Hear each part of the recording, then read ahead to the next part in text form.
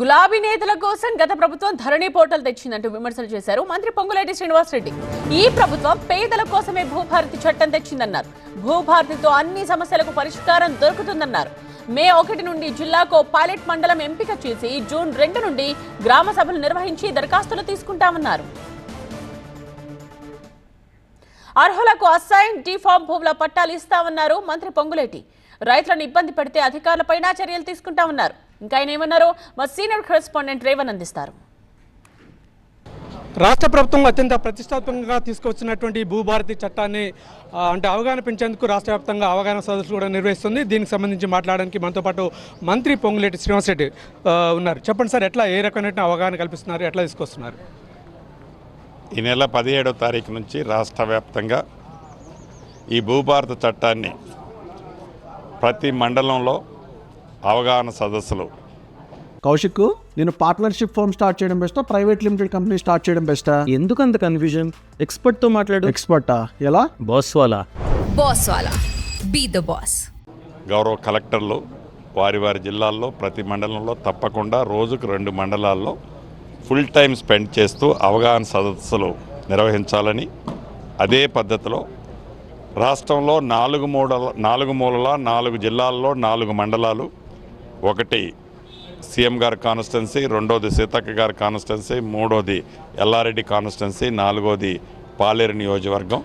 ఈ 4 నియోజకవర్గాల్లో ఒక్కొక్క మండలాన్ని పూర్తిగా ప్రతి రెవెన్యూ గ్రామానికి ఎంఆర్ఓ స్థాయి అధికారులు వారి టీము వెళ్ళి అప్లికేషన్లు వారు ప్రజలు కానీ రైతన్నలు కానీ భూములున్న ఆసాములు కూడా బయటికి వెళ్లకుండా వారి గ్రామానికే రెవెన్యూ వ్యవస్థ అంతా పోయి వారి సుఖాలు పక్కన పెట్టి వారు ఏవైతే కష్టాలు ఉన్నాయో, వారు ఏవైతే గతంలోంచి ఇబ్బందులు ధరణి ద్వారా పడుతున్నారో వాటిని పరిష్కార మార్గం కనుగొనే విధంగా ₹1 కూడా, గతంలో అప్లై చేయాలంటే ₹1000 ఉండేది, ₹1 ఛార్జీ లేకుండా ఈ 4 మోడల్ని 4 మండలాల్లో మోడల్గా తీసుకోవటం జరిగింది. చెప్పండి, అంటే గిరిజనేతల మధ్య ఈ భూ వివాదాలు అయితే పెద్ద ఎత్తున కొనసాగుతున్నాయి. సపరేట్ అంటే దీనిలో ప్రత్యేకంగా ఈ భూభారతులు అయితే ప్రత్యేకంగా ఒక సెక్షన్ అంటే చట్టం అయితే పరిష్కారం అయితే కనిపించట్లేదు. దీనికి సంబంధించి మీరు ఎటువంటి చర్యలు తీసుకోపోతున్నాయి? యాక్షన్ సబ్ కమిటీ లాంటిది ఏర్పాటు చేసే అవకాశం ఉందా? ఎట్లా ఉంటుంది? ఎస్పెషల్లీ గిరిజన ప్రాంతంలో అన్నదమ్ముల్లాగా గిరిజనులు గిరిజనేతరులు కొన్ని దశాబ్దాల నుంచి వారు జీవిస్తున్నారు. ఈ ధరణి పుణ్యమా అంటూ కొన్ని సమస్యలు సృష్టించారు. వీటికి శాశ్వత పరిష్కారం ఎలా అనే దానికి కొన్ని చట్టాలు కేంద్ర ప్రభుత్వ పరిధిలో ఉన్నాయి. ఆ చట్టాలకి రాష్ట్ర ప్రభుత్వ పక్షాన ఏదైతే ఈ గిరిజన ప్రాంతము 117 యాక్ట్ ఉన్న ప్రాంతంలో ప్రజలకి ఇబ్బంది కలగకుండా ఉండే విధంగా ఒక నిర్ణయం తీసుకోవటానికి ఒక హై లెవెల్ కమిటీని ఏర్పాటు చేసి ఆ హై లెవెల్ కమిటీ సూచనలు సలహాలతో ఈ రాబోయే ఈ భూభారతి ఇంప్లిమెంటేషన్లో ఈ గిరిజన ప్రాంతంలో ఉన్న రైతన్నలకి, గిరిజనులు కానీ గిరిజనేతరులకు కానీ శాశ్వత పరిష్కారాన్ని ఈ కమిటీ ద్వారా తీసుకొని వాటిని కూడా పరిష్కరించబోతుంది. సమస్యలన్నిటి కూడా శాశ్వత పరిష్కారం దొరుకుతుందని చెప్తున్నారు. కానీ బీఆర్ఎస్ నేతలు మాత్రం భూహారతిగా మారే ప్రమాదం ఉందని చెప్పి వాళ్ళు ఆరోపిస్తున్నారు.